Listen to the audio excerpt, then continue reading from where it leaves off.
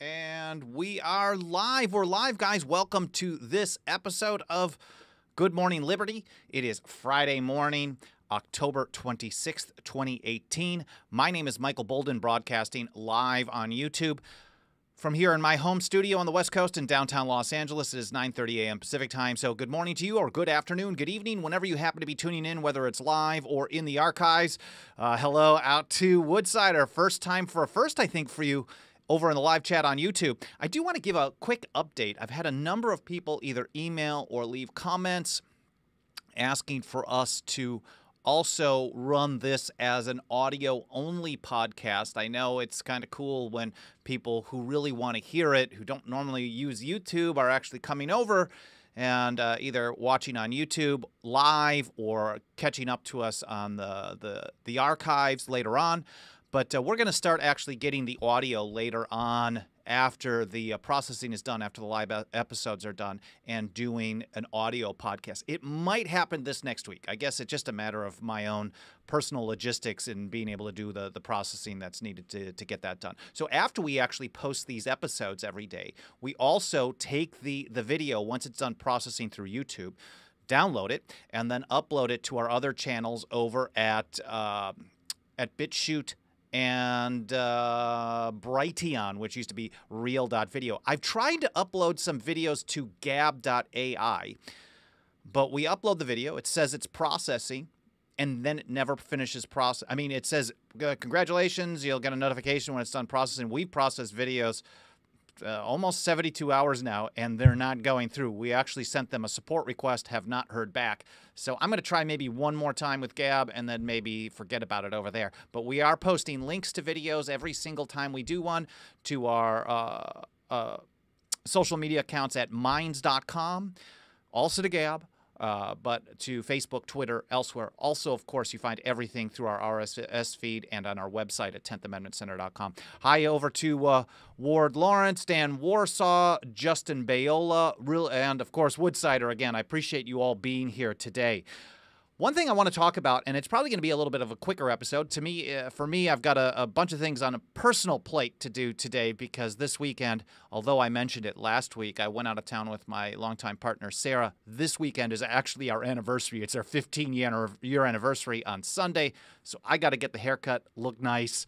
I don't know if you guys have any good plans, but I hope you have a fun weekend, a nice weekend plan. I'm definitely going to take a little bit of time off before I come back for the show here, which is every Monday, Wednesday, Friday, 9:30 a.m. Pacific time. And make sure to smash that like button if you like what we've been doing here. It helps us spread the word. It helps tell us that we're doing a good job. The more likes we see, the more that I know that people are enjoying it. But, of course, when you're watching on social media channels or on YouTube, hitting the like button also triggers an algorithm that tells the platform to show the video to more people. So make sure to smash that like button. And if you have not hit subscribe yet, please do that as well. Justin Bayola, congratulations. Thank you. I appreciate that a lot. So today I want to talk about trust in government. I was going through my daily reading. Some of the sites that I look at every single morning include FFF.org, that's the Future of Freedom Foundation, antiwar.com, Mises.org, LouRockwell.com, Cato. I read the Originalism blog. I read the Independence Institute, which is got some constitutional writings as well. I read some mainstream garbage. I read Business Insider. I go through a lot of stuff. Most of what I do is headline reading, but on some of the sites that I really like over on Lou Rockwell, LRC, I'll look at some of the bloggers over there. When I catch a headline that is interesting, or maybe the top paragraph or so, then I'll go through it. And there was a blog yesterday. Yes, yesterday. That, and thanks to Ward. Ward Lawrence says a big Texas yeehaw to you and yours. Thank you very much. I appreciate that. We're definitely going to have a fun time. I've got something surprised for.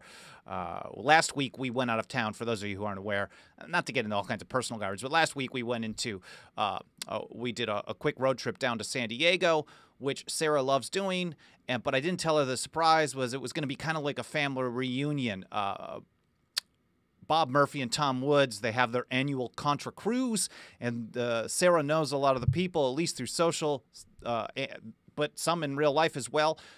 and hasn't seen them in many years, so I surprised her. It was kind of like a family reunion celebration. We met up with everybody the night before they went on the cruise, and then Sarah and I hit Little Italy and then hung out the next day, and it was really just very nice. So this weekend's going to be another surprise as well.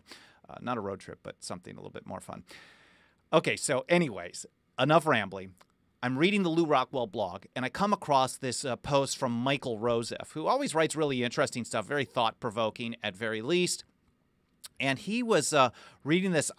He was reading a poll from Pew, and it's not a brand new poll, but it's got decades of polling data. They've been doing this year in and year out, and this is from the late 2017 poll.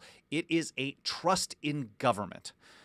So let's take a look at Roseff's blog post over on LRC. Of course, as always, I will post the links to all of these in the show notes shortly after we're done broadcasting here on YouTube. And of course, if you are catching up to date or staying up to date with us over on our website, which is really the best spot to do it at blog.10thamendmentcenter.com. Or if you just hit the top menu, you can see the Good Morning. Just use the drop-down links at the top menu anywhere on the site, and you'll see a link for Good Morning Liberty, and that's where it has all of our posts. I encourage you to go through some of the old ones, even though some of the stuff is pretty timely. I like to talk about things that are more timeless than anything.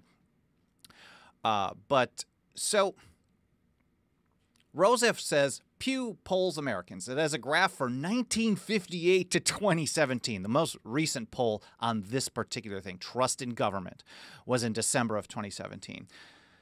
So he says trust is now just slightly above its historic low. Only 18% say that they trust the government in Washington to do the right thing always. 3%. 3% of the people trust government to always do the right thing. And 15% say they trust it to do the right thing most of the time. I say that's amazing. That's wonderful. I know a lot of the reporting on this, and I was digging back through some Google News archives, and they were basically saying, oh, well, there's a problem. Trump is bad. And whether you think Trump is bad or good, the point is we're not supposed to trust government. Michael Roseff goes on a little bit, and he says, there's a huge number of reasons why people register a lack of trust in the U.S. government. I will suggest one big reason: war. If you look at the polls, and I'll bring this up shortly here. Ward Lawrence says it needs to be lower. It was actually lower in the Obama days, but we're pretty close. I think it's like the number 2 or number 3 near the bottom. Yeah, I don't know what people are doing trusting government no matter who is in there. I mean, let's say you like the results from somebody. It's not that you trust them. If you like the results, you're lucky to get them, or you're grateful. Like, oh, whew, averted a disaster there, finally got something good that happened. That should be more the mentality than anything. But this is a very positive thing. Even though much of the general public, I think, is economically ignorant, constitutionally ignorant on the values and the need and the benefits of liberty, at least they're not relying on government to be to do the right thing, for whatever their goal may be. Maybe to them, the right thing is more socialism. I don't know. But Michael Roseff says war is a big part of this. And you can see in the graphs that I'll bring up here in a moment that polls taken right after a president gets us into a war always shows high approval. But that support evaporates as time passes. So the time when George W. Bush was standing on a pile of rubble in New York City saying, yeah, let's go get the terrorists. We're going to take care of this.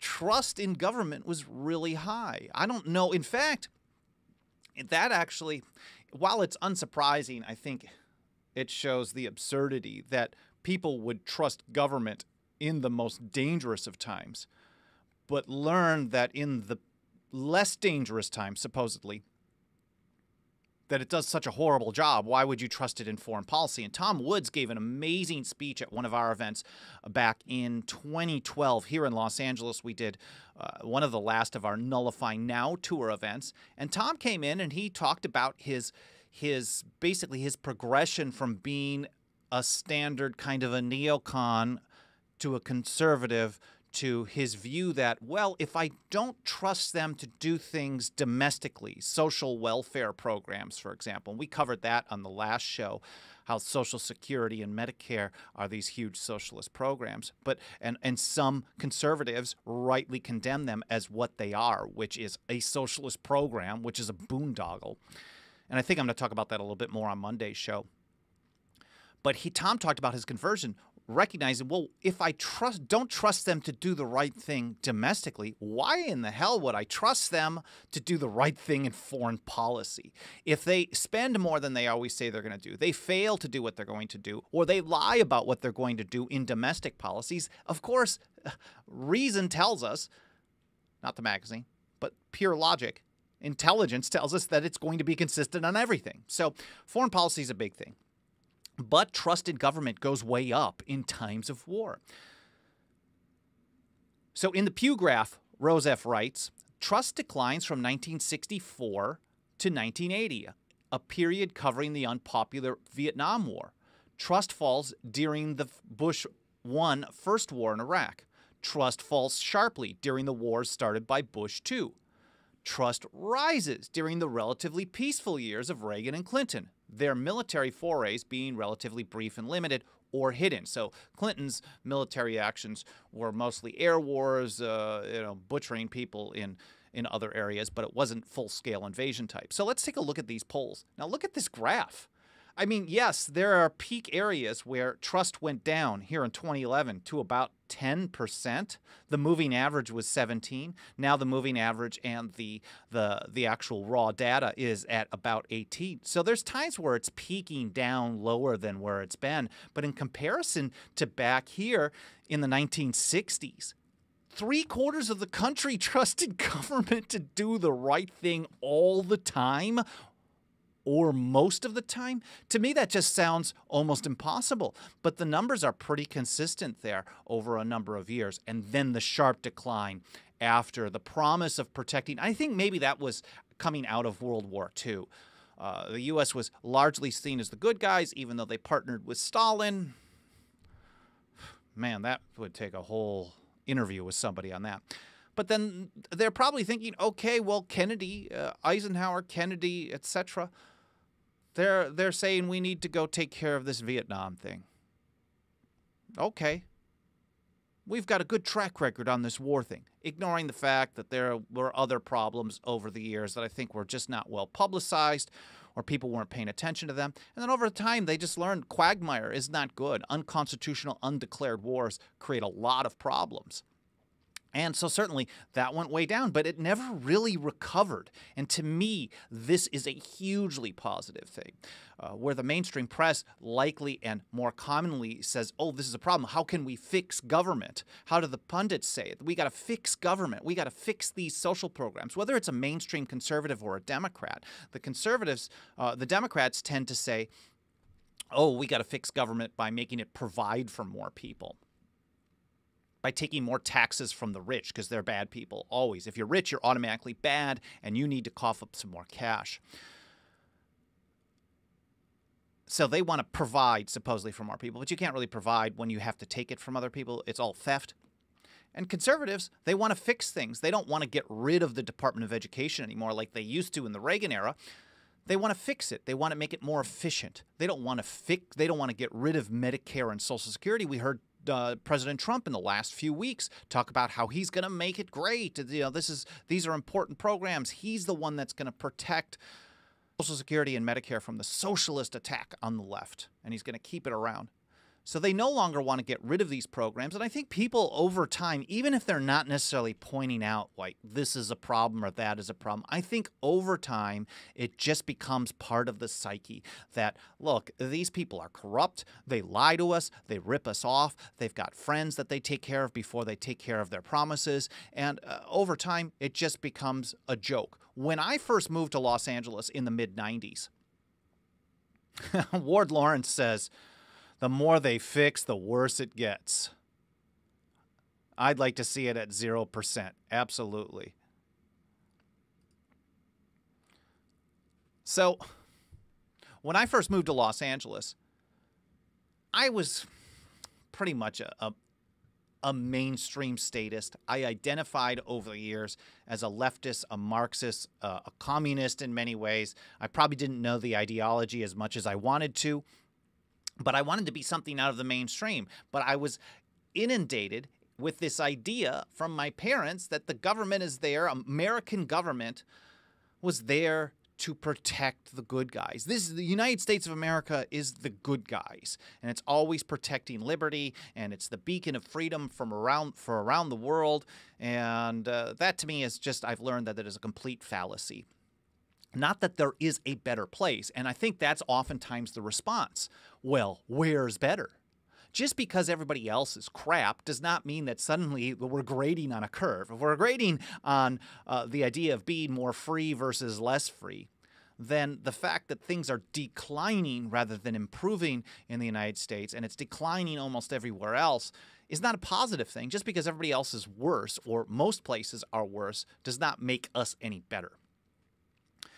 So I learned that government was always the good guys. So I remember being out here and just like, I was going somewhere with this. Well, I don't know. But the trusted government, a lot of times it does peak up and down around wars. And you can see here in the early Bush days that the trust level was at its highest level since it started its big decline during the Vietnam War. And here's some interesting points from the report here back in December. When the National Election Study began asking about trust in government in 1958, about 3/4 of Americans trusted the federal government to do the right thing almost always or most of the time. It's crazy. I mean, to me, that's unfathomable. Currently, 22% of Republicans and Republican-leaning independents say they can trust government, compared with 15% of Democrats and Democrat-leaners. Now, throughout Obama's time, it was flipped around. So there shows a partisan nature in this, which I think is even more nefarious. It's more dangerous. It's more stupid, really, when you get down to it. Throughout Obama's tenure, more Democrats than Republicans reported trusting the government, though that is flipped since Trump's election. So when there's Democrats in office, somehow politicians are a little bit more trustworthy for Democrats. And when Republicans are in office, somehow politicians are more trustworthy for Republicans. This shows that there is a significant, not huge, but there is a significant segment of the population that trusts people based on what letter they have next to their name. That's like saying, I trust someone because they work at Target, or I trust someone that works at Walmart, or at my local coffee shop. Rather than based on their actions. I'm trusting them based on their team rather than looking at them as an individual. And this is kind of a collectivist mindset, this whole political party, the straight party line voting, my team is better than your team, rather than looking at people as individuals. That is a collectivist mindset, and it is extremely dangerous. Aaron Gibson, good point. The government as messiah is so scary. And in many ways, and I talked about this, I didn't cover this part of it. But I talked about the socialist programs of Medicare and Social Security on Wednesday's show. That is the 24th. And so many people trust government to do this. They say, oh, well, I paid in. They look at it as this idea of like a trust fund, an investment fund. They trust government to do the right thing. And so many people on the right deny that it's a socialist program. In fact, we just had a tweet about this. Let me see if I could pull this up. Oh, I'm jumping all over the place here. There's Roger Ver. Here's a guy who said just yesterday, because we posted a link to the video that says Republicans claim to oppose socialism even when taking action to continue two of the crown jewels of the welfare state, Social Security and Medicare. So this guy, Jerry Kenyon, says, I have payroll deductions for Social Security and Medicare from every paycheck. I'm not quite clear why you call these programs socialism. I've been paying for my Social Security checks since I was 16. Now this, I think, this ignorance comes from a trust in government. Somehow someone has believed the propaganda that people, when they're getting Social Security and Medicare taxes stolen from them, these taxes taxation is stealing. So when they're taking the money from them, these people have been tricked into trusting that the government is basically putting it into an individual retirement account for them.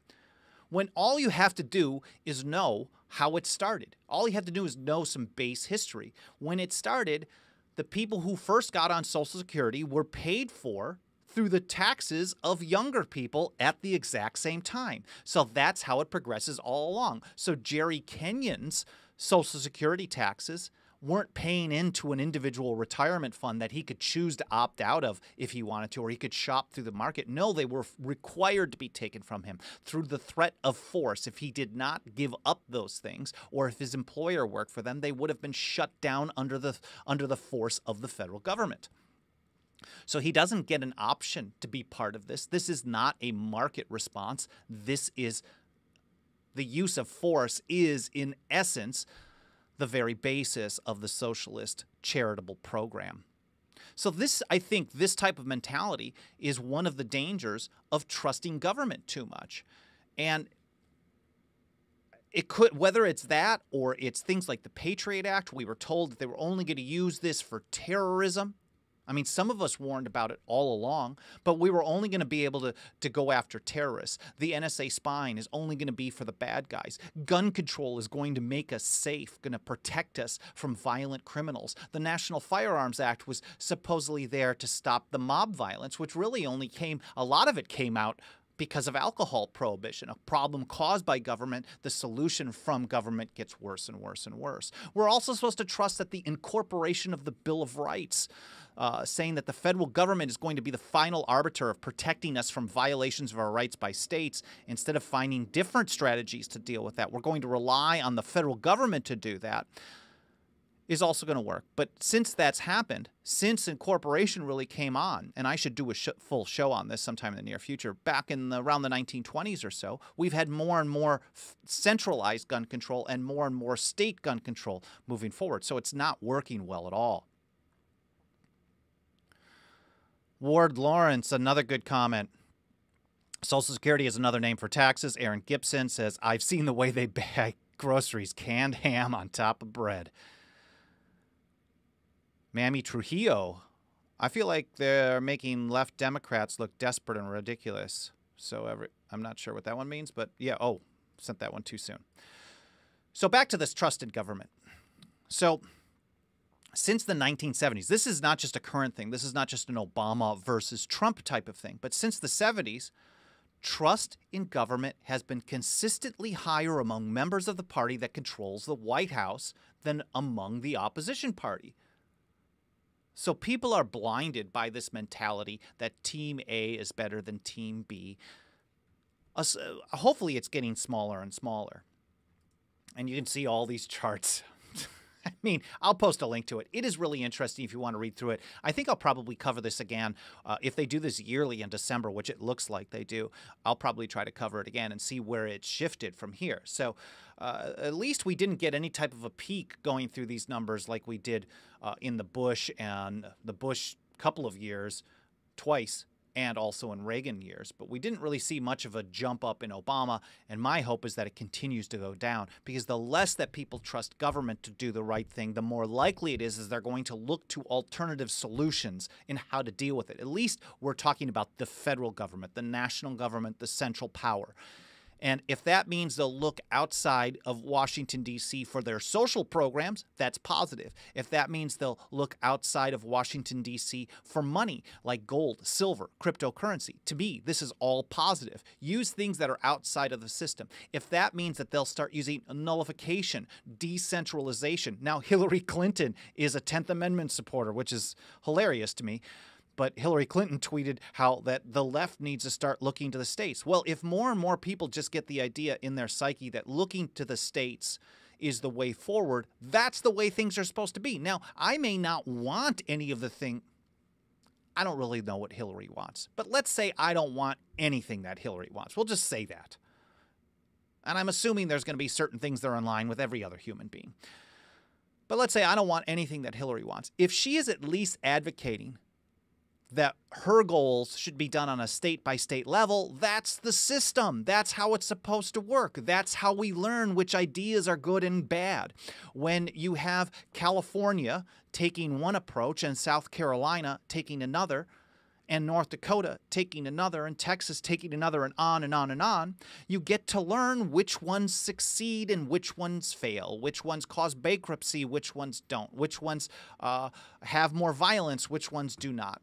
When you have a one-size-fits-all solution, then it slows that whole process down. It slows the learning process down for the entire society because you don't get any experimentation. So the more that things are centralized, the worse they are in every respect, whether it's for progressives or for conservatives, for libertarians, or for everybody. So I do like seeing the fact that trust in government continues to go down as, I think it was Ward Lawrence says we'd like to see it go down to zero. I think there's always going to be some blind people out there that continue to trust them to do the right thing.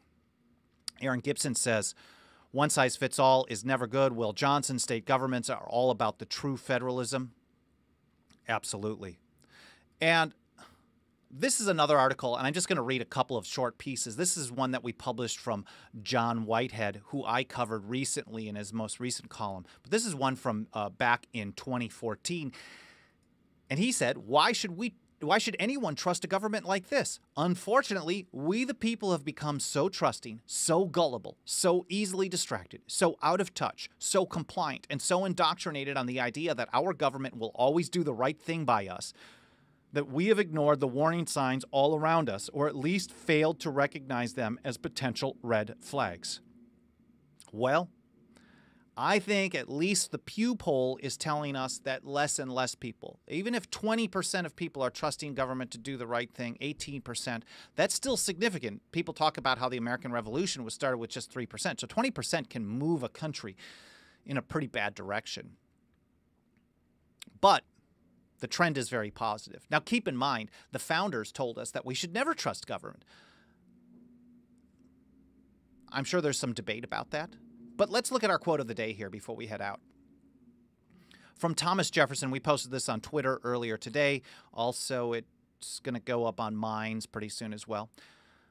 The tweet that we put in here is, don't trust politicians or bureaucrats. Don't trust government, period. Thanks for the reminder, Thomas Jefferson. And he says, in questions of power, let no more be heard of confidence in man, but bind him down from mischief by the chains of the Constitution. Don't trust people to do the right thing when they have power to do the right or the wrong thing. Because sooner or later, even if you have someone do the right thing, if you leave them with the power to make the choice, eventually you will get someone in that same position that is going to make the wrong choice or use it in the way that they shouldn't. So I hope you found this interesting. I hope you found it pretty insightful. I hope you're learning something, and I hope you're going to have a really awesome weekend. I know I'm going to. I'm really excited about my anniversary weekend. Maybe I'll mention it just briefly and then be done with it next week, Monday. But we'll be back here next week, Monday, Wednesday, Friday, 9:30 a.m. Pacific time. And sometime during the week, I'll give you an update on whether or not I've been able to pull off getting this into my workflow as an audio-only podcast, because my goal is to get it on Stitcher, Google Play, iTunes, maybe SoundCloud as well. Thank you to everyone who's been in the chat: Will Johnson, Ward Lawrence, Aaron Gibson, Mommy Trujillo, who was Woodsider was first, and Justin Bayola and Dan Warsaw, everybody else who's been watching. Please make sure to smash that like button. It helps us out a lot. It really helps us spread the word. Share the link as much as you can on social media or wherever you are posting things these days. And we will see you next week, Monday, Wednesday, Friday, 9:30 a.m. Pacific time. I hope you have a wonderful weekend and a wonderful Friday. Thank you so much.